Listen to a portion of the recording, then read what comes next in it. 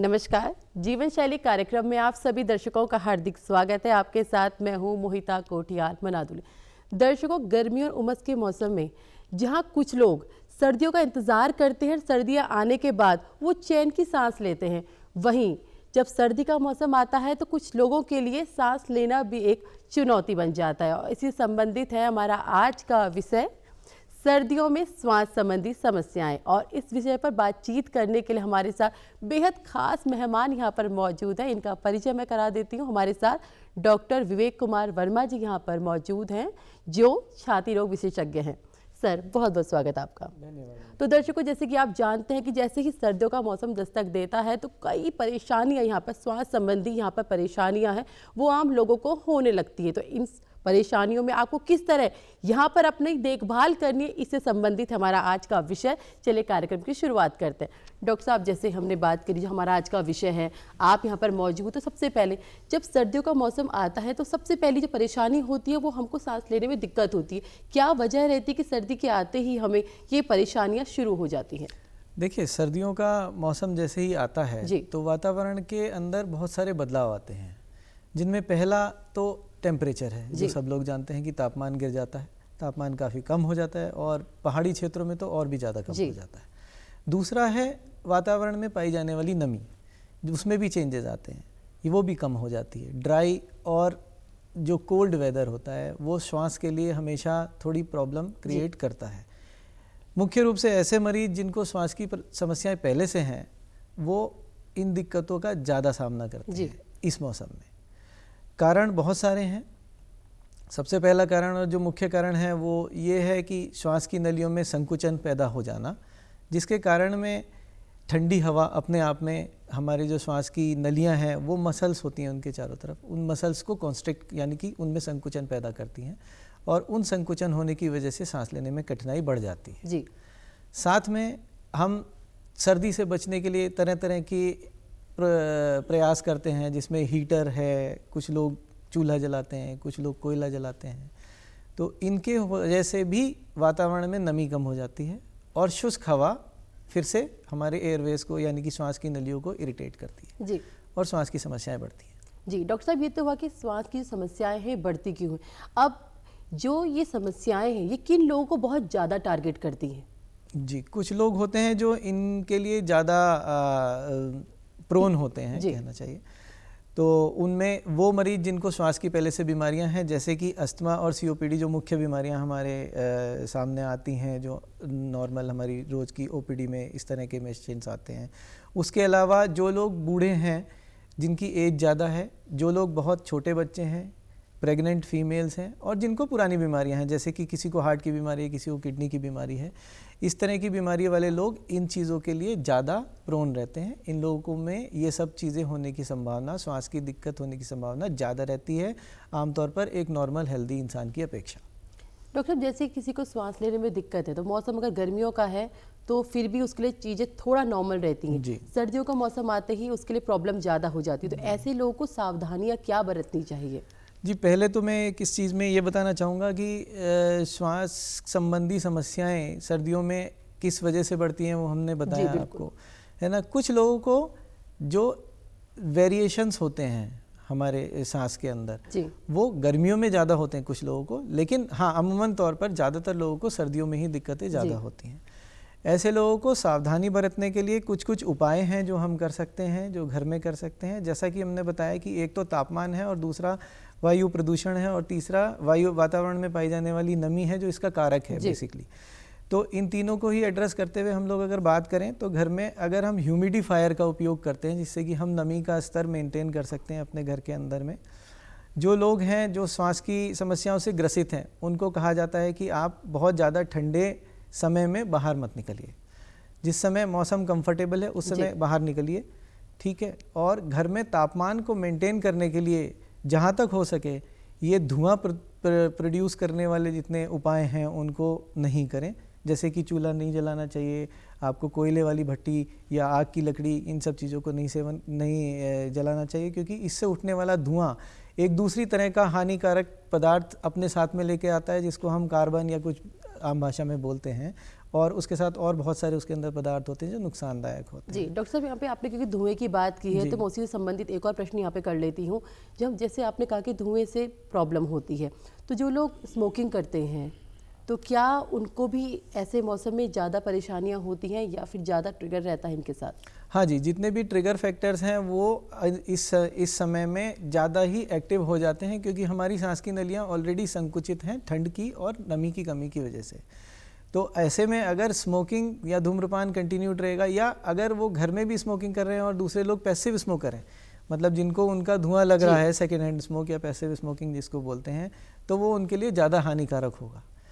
इसमें एक पॉइंट मैं और ऐड करना चाहूँगा कि बहुत सारे लोग कहते हैं कि एक सिगरेट या एक बीड़ी, मतलब कोई एक सेफ लिमिट होगी स्मोकिंग की। तो ये दर्शकों के लिए बड़ा इंपॉर्टेंट एक संदेश है कि स्मोकिंग की कोई भी सेफ लिमिट नहीं है। अगर आप एक सिगरेट भी एक दिन में पीते हैं वो भी बहुत ज़्यादा हानिकारक है, तो इसलिए धूम्रपान तो बहुत ही ज़्यादा हानिकारक है। तो मतलब जो इनको श्वास से संबंधित परेशानियां हैं उनको तो धूम्रपान बिल्कुल नहीं करना चाहिए। जी बिल्कुल ही नहीं करना चाहिए, और किसी को भी नहीं करना चाहिए, सच्चाई तो यही है। जी बिल्कुल, ये तो सही बात बोली, किसी को भी नहीं करना चाहिए। डॉक्टर साहब, अक्सर हम सुनते हैं कि कहा जाता है सर्दियों के मौसम में, जैसे कहते हैं कि आपको मॉर्निंग वॉक करनी चाहिए, इवनिंग वॉक करनी चाहिए, लेकिन सर्दियों के मौसम में हम लोगों को ये कहते हुए सुनते हैं कि अर्ली मॉर्निंग और लेट नाइट आपको वॉक नहीं करना चाहिए, इससे भी दिक्कतें होती। क्या ये सही है? जी ये सही है जी।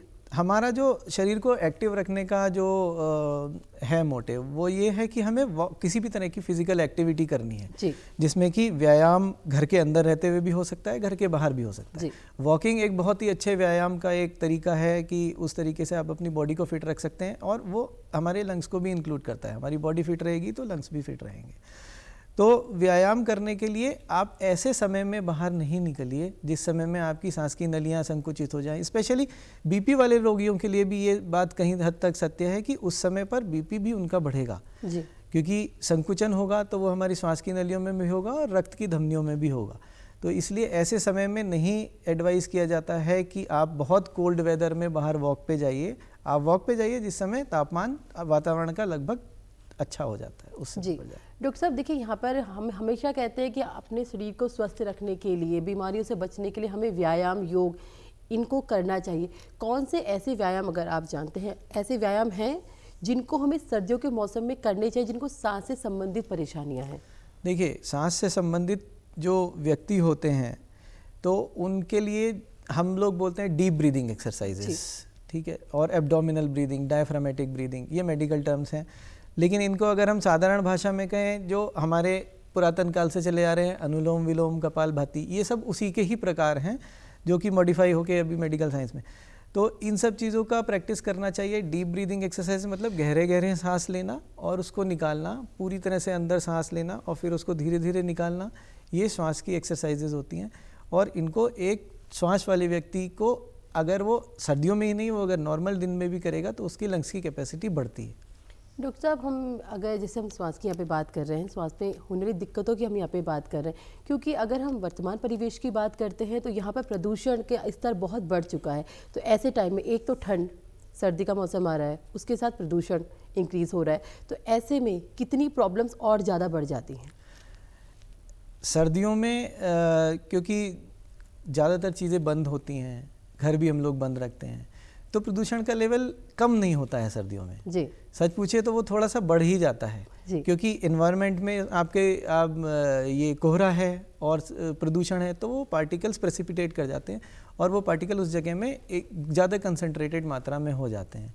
तो ऐसे में ये तो धारणा सही है कि प्रदूषण से डेफिनेटली नुकसान होता है, लेकिन हाँ, ऐसे समय में आपको अपना सर्कुलेशन जरूर रखना है। मतलब घर को पूरी तरह बंद रखना भी किसी हद तक सही नहीं है, उसमें हवा आने जाने देना चाहिए। और इसके लिए ह्यूमिडिफायर्स मैंने आपको बताया, एयर प्यूरीफायर आप अपने घर में लगा सकते हैं, जिससे ये थोड़ा सा बेटर हो सकता है। डॉक्टर साहब, आज की डेट में हम जानते हैं कि सब लोग बहुत अवेयर हैं, चीज़ों को जानते हैं। अगर कुछ नहीं जानते हैं तो आप यहाँ पर बहुत सारे साधन है, सोशल मीडिया, जिसका आप सहारा लेते हैं। आपको क्या लगता है कि आपके पास बहुत मरीज आते होंगे, तो आपको क्या लगता है जो मरीज़ है वो पहले से जब कोई बीमारी होती है उसे पढ़ के आता है, समझ के आता है, क्या वो आपको सामने ये चीज़ दिखाता है कि नहीं मुझे पता है? तो ऐसे में जिनको पता है उनको समझाना कितना मुश्किल हो जाता है? कई बार काफ़ी मुश्किल होता है। ये हम सवाल सही है मोहिता जी। तो बहुत सारी चीज़ें ऐसी होती हैं जो वो बोलते हैं वो उनके पर्सपेक्टिव से ठीक है जी। लेकिन शायद मेडिकल साइंस में वो चीज़ें मिथ भी हो सकती हैं, एक मिथ्या या भ्रम हो सकता है। तो इस चीज़ का ध्यान रखना चाहिए। और सब कुछ इंटरनेट पर काफ़ी कुछ उपलब्ध है, लेकिन उसको आप किस तरह से परसीव करते हैं, उसका अर्थ किस तरह निकालते हैं, वो इम्पोर्टेंट है। जी जी डॉक्टर साहब, एक चीज़ ये भी है कि मैं कहीं पढ़ रही थी तो वहाँ लिखा हुआ था कि हमारे घर की जो हवाएं हैं जी वो भी शुद्ध नहीं हैं। ऐसे में इस मौसम में बचने के लिए अपने घर की जो हवाएं हैं, वो आपने बताया कि आप एयर प्यूरिफायर लगा सकते हैं, जो इसको अफोर्ड नहीं कर सकते तो अपने घर की हवाओं को हम कैसे शुद्ध रखें? देखिए, सबसे पहली चीज़ तो कोई भी धुआं प्रोड्यूस करने वाला काम घर में नहीं करना चाहिए। ठीक है, कभी कभी मेरे पास ऐसे भी केसेस ओपीडी में आए हैं जो कि कुछ जगह पुजारी थे, ठीक है, तो उन्होंने कभी स्मोकिंग नहीं किया, कुछ नहीं किया, सात्विक जीवन बिताया, लेकिन हवन बहुत ज़्यादा, तो उससे निकलने वाले धुएं से उनको एक सांस का मर्ज होता है, उसका नाम होता है COPD। नॉर्मली स्मोकर्स में होता है, लेकिन वो नॉन स्मोकर्स हैं तो उनमें भी वो डिजीज़ डेवलप हुई और काफ़ी सीवियर लेवल की डेवलप हुई। तो ऐसी चीज़ों को हमें अवॉइड करना चाहिए कि हम ऐसा नहीं करेंगे। घर में जितना यथासंभव हो सके पेड़ पौधे, प्लांटेशन, इन सब चीज़ों से एयर प्यूरिफिकेशन होता है। एयर प्यूरिफायर एक तरीका हो सकता है, दूसरा तरीका प्लांटेशन, ये सब हो सकता है। और अपना आहार को संतुलित रखना और अपने आप को हाइड्रेटेड रखना, ये बहुत ही इम्पॉर्टेंट है, क्योंकि अमूमन तौर पर जब सर्दियाँ होती हैं हमारे पानी पीने की मात्रा भी कम हो जाती है। कुछ मरीज़ हैं जिनको हम कहते हैं कि पानी कम पियो, जैसे किडनी के मरीज़ हैं, जो हार्ट के मरीज़ हैं, उनको कहा जाता है स्पेशली। लेकिन अगर आप उनमें से नहीं हैं तो अपना हाइड्रेशन अच्छे से मेंटेन रखिए, जिससे कि आपके शरीर में नमी बरकरार रहेगी। आपके अंदर जाने वाली हवा, शुष्क हवा भी अगर जाएगी तो वो थोड़ी नम होके जाएगी, तो ये आपको उतना नुकसान नहीं करेगी जितना ये कर सकती थी। जी डॉक्टर साहब, जैसे हम सर्दी के मौसम में, जैसे आपने कहा कि पानी हम इंटेक कम हो जाता है, हम कम पानी लेते हैं, तो अगर हम गर्म पानी पी रहे हैं, वार्म वाटर पी रहे हैं, तो क्या ये हमारी ब्रीदिंग को इंक्रीज करेगा? मतलब हमको कुछ जो परेशानियां हो रही उसको ठीक करने में सहायता करेगा? जी देखिए, अगर आप किसी भी तरह अपने बॉडी का टेम्परेचर बढ़ा पाते हैं और या अपनी एयर को गर्म कर पाते हैं किसी भी तरह, तो वो डेफिनेटली आपके सांस की नलियों में संकुचन को थोड़ा बहुत कहीं ना कहीं कम करेगा और आपकी सांस को आरामदायक बनाएगा। इसीलिए कहा जाता है, एक चीज़ ये भी कही जाती है कि आप मुंह से सांस मत लीजिए ज़्यादातर, आप नाक से सांस लीजिए, कि नाक हमारा नेचुरल ह्यूमिडिफायर है। नाक के अंदर बहुत सारी ग्रंथियाँ ऐसी होती हैं जो सिक्रीशंस पैदा करती हैं और उनसे हमारा जो अंदर जाने वाली हवा, अगर वो ड्राई एयर भी है तो वो मॉइस्ट होकर अंदर जाती है। डॉक्टर साहब, कुछ लोगों से, आपने अभी कहा कि हमें मुंह से सांस नहीं लेनी चाहिए, लेकिन कुछ लोग अक्सर कहते हैं कि हमें नाक से सांस लेने में प्रॉब्लम होती है, तो अक्सर वो सोते वक्त भी मुंह से सांस लेते हैं, मुंह खुला रहता है, या नॉर्मल भी वो कोशिश ज़्यादा ये करते हैं कि हम मुंह से सांस लें, क्योंकि कुछ घर घर सी आवाज़ आती है, तो वो क्या दिक्कत होती है? देखिए मोहिता जी, उसमें वो एक अलग तरह की बीमारी भी हो सकती है, जरूरी नहीं है कि वो चीज़ नॉर्मल है। कुछ लोगों को हमारे नाक के अंदर छोटे छोटे ग्लैंड्स होते हैं जिनको हम टर्बिनेट्स बोलते हैं, और भी बहुत सारी चीज़ें होती हैं, साइनस भी होते हैं नाक के दोनों तरफ, तो साइनोसाइटिस उसका एक रीज़न हो सकता है।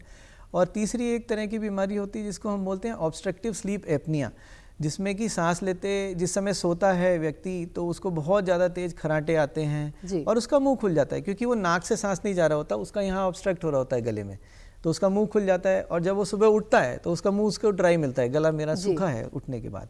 तो ये लक्षण हो सकते हैं ऑब्स्ट्रक्टिव स्लीप एपनिया के। तो ये अपने आप में एक अलग बीमारी है और इसके अलग इम्प्लीकेशंस हैं, इसके बहुत सारे अलग परिणाम भी हैं जिनको एड्रेस करना चाहिए। डॉक्टर साहब, ये भी जानना आवश्यक हो जाता है कि किस कंडीशन में हमें डॉक्टर्स के पास जाना चाहिए, क्योंकि जब अमूमन क्या होता है ना, हमें कुछ परेशानियां शुरुआती दौर पे होती है, हमें हल्की फुल्की सांस लेने में प्रॉब्लम हो रही, तो हमें लगता है नहीं ठीक है, शायद हम ज़्यादा काम कर रहे हैं या हम कोई भारी वजन उठा रहे हैं, इस वजह से वो दिक्कतें हो सकती है। कब हमें सचेत हो जाना चाहिए कि नहीं, ये जो परेशानियाँ बढ़ रही हैं, इंक्रीज़ हो रही, अब हमें अपने डॉक्टर से परामर्श लेना है? जी देखिए, कभी भी किसी भी कंडीशन में अगर आपको सांस की दिक्कत, अगर आप पहले से ही सांस के मरीज हैं तो आपको अपनी चीज़ों के बारे में पता होता है ज़्यादातर, कि आपके पास कौन सा इन्हेलर है, कौन सा आपका रेस्क्यू इन्हेलर है, कौन सा आपको SOS मतलब ज़रूरत पड़ने के अनुसार लेना चाहिए। अगर उस इन्हेलर का इस्तेमाल करने के बावजूद आपको रिलीफ नहीं मिल रहा है आपके सिम्टम्स में, तो आपको तुरंत डॉक्टर की सलाह लेनी चाहिए। किसी भी समय पर अगर आपको बुखार आता है, खांसी में बलगम आता है, और बलगम स्पेशली अगर पीले रंग का आता है, तो आपको ज़रूर जाना चाहिए डॉक्टर के पास। साथ में प्रिवेंटिव मेजर्स भी करने चाहिए, क्योंकि सर्दियों के समय पे जो वायरसेस हैं वो एक्टिवेट हो जाते हैं। स्पेशली रेस्पिरेटरी सिंसिशियल वायरस एक नाम का वायरस होता है जो कि इस समय ज़्यादा सर्कुलेट होता है एयर में, तो उसके लिए ज़रूर करना चाहिए। और हमारे पास इन्फ्लुएंज़ा की वैक्सीन आजकल उपलब्ध है जो कि ऐसे व्यक्तियों को तो ज़रूर लगवानी चाहिए जो क्रॉनिक बीमारियों से ग्रसित हैं, और बाकी लोगों को भी लगवानी चाहिए, आइडियली सभी को लगवानी चाहिए उसको। डॉक्टर साहब, यहाँ पे आपने इनहेलर की बात की। जब भी हम इनहेलर की बात करते हैं तो कुछ लोग डर से जाते हैं कि अब हमें इनहेलर लेना पड़ेगा और शायद हमें आजीवन इसको लेना पड़ेगा। तो क्या इनहेलर अगर हम ले रहे हैं, इनटेक इसे करते हैं, तो क्या ये ऐसा है कि आजीवन लेना होगा, क्या इसे छोड़ा जा सकता है? देखिए, पहली चीज़ तो हमें ये समझनी पड़ेगी कि अगर हमें एक बीमारी है तो क्या वो बीमारी ठीक होने वाली बीमारी है या वो बीमारी ठीक होने वाली बीमारी नहीं है। अगर वो बीमारी ठीक होने वाली नहीं है तब हमें उसके लिए दवाई कुछ ना कुछ जीवन भर लेनी पड़ेगी। जैसे कि बीपी शुगर जिसको हो जाता है तो वो जीवन भर दवाई लेनी ही है। अब उन दवाइयों में से हमें उस दवाई का चयन करना पड़ेगा जिसके साइड इफ़ेक्ट सबसे कम हो और जिसका इफ़ेक्ट अच्छा हो। ठीक है, तो इन्हेलर उसी तरह की एक दवाई है जिसके साइड इफ़ेक्ट ना के बराबर होते हैं या नहीं होते हैं और उसका इफ़ेक्ट अच्छा होता है। कारण ये है कि इसमें दवाई की मात्रा बहुत ही कम होती है, माइक्रोग्राम में होती है। जबकि आप कोई भी एक गोली उठा के देख लीजिए अपने जो आप रोज़मर्रा में इस्तेमाल करते हैं, 1 mg, आधा mg, इससे कम तो होती नहीं, और 1 mg में 1000 माइक्रोग्राम होते हैं, और इन्हेलर्स 400 माइक्रोग्राम, 200 माइक्रोग्राम इस लेवल के आते हैं। सेकेंडली, इन्हेलर्स जब हम लेते हैं तो इन्हेलर डायरेक्टली फेफड़े में जाते हैं और वो डायरेक्ट असर करते हैं, वो हमारे पेट में या कहीं नहीं जाते, तो वो ब्लड में मिक्स नहीं होते और दूसरे अंगों पर गलत प्रभाव नहीं डालते हैं जी। तो इसलिए इन्हेलर सबसे अच्छी दवाई है। रह जाती है बात ये कि क्या हमें जीवन भर लेना पड़ेगा अगर एक बार शुरू हो गया, तो ऐसा ज़रूरी नहीं है हर केस में। कभी कभी अस्थमा ऐसा होता है जो कि इंटरमिटेंट होता है, जिसमें एक समय के लिए इन्हेलर लेना होगा और उसके बाद शायद नहीं लेना होगा। लेकिन हाँ, रेगुलर चेकअप्स, बीच बीच में चेकअप कराना, अपने समय समय पर जब आपके डॉक्टर कहें तब आपको, चाहे आप सिम्टम आपको हो या ना हो, लक्षण हो या ना हो, लेकिन आपको उस समय पर जाकर अपना चेक करा लेना चाहिए कि कभी वो स्टेज आए कि अब मुझे लेना है तो आप समय पर उसका इलाज शुरू कर सकें। डॉक्टर साहब, बिल्कुल आपने समय की यहाँ पे बात की, तो समय से मैं एक अगला प्रश्न करूँगी। आपको नहीं लगता कि अब कुछ बीमारियाँ हैं, पहले हम कहते थे कि ये इस एज में होती हैं जी, ये इन लोगों को होती हैं, लेकिन अब बीमारी की ना कोई एज है ना कोई समय है, ऐसा क्यों? ऐसा इसके बहुत सारे कारण हैं।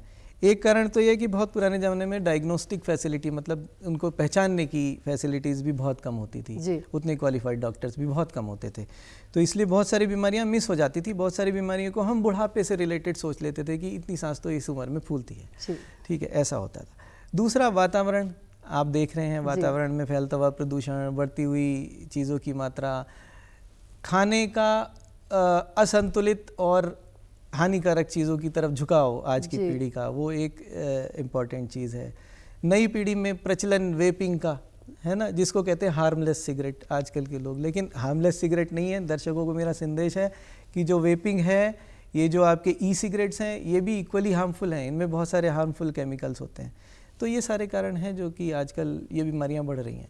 जी डॉक्टर साहब, जैसे हम बच्चों की बात करते हैं स्पेशली, क्योंकि अब मैं देख रही हूँ कि बच्चों को भी अस्थमा बहुत अर्ली एज में हो जा रहा है, वो भी अपना अब लेके चल रहे हैं। तो आपको क्या लगता है कि जो अस्थमा की जो स्टेज है, अब जैसे बच्चों की हम पे बात करेंगे, अगर किसी छोटे बच्चे को शुरुआती लक्षण क्या हो कि हमें पता चल जाए कि इसको सांस लेने में जो है दिक्कत हो रही, ताकि डॉक्टर से परामर्श लेके उसका उपचार शुरू कराया जा सके? जी देखिए, बहुत लंबे समय तक खांसी रहना, गले से सीटी जैसी आवाज़ आना, जिसे वीजिंग कहते हैं, ठीक है, घरघराहट होना, बच्चे का जैसी ग्रोथ होनी चाहिए, जैसे उसके साथ के और बच्चे होंगे स्कूल में, तो वैसी ग्रोथ नहीं होना, खेलते हुए जल्दी थक जाना, ये सारे लक्षण हो सकते हैं कि उसको अस्थमा है। प्लस अगर उसकी एक फैमिली हिस्ट्री भी है, मदर फादर या उनकी साइड लोगों को अस्थमा है घर में, तो उसको चांसेस हैं कि उसको अस्थमा होगा। बहुत सारे उसे हम चाइल्डहुड अस्थमा बोलते हैं जी। बहुत सारे केसेस में ऐसा देखा गया कि चाइल्डहुड अस्थमा जब बच्चा का डेवलप हो रहा होता है, तो कुछ एज के बाद, वो एज है रेंजेस फ्रॉम 15 to 17 जी, वहाँ पे जाके वो अपने आप ही ख़त्म हो जाता है। तो इसको ऐसा नहीं समझना चाहिए कि बच्चे को अस्थमा हो गया तो अब पूरी ज़िंदगी रहेगा, ऐसा ज़रूरी नहीं है।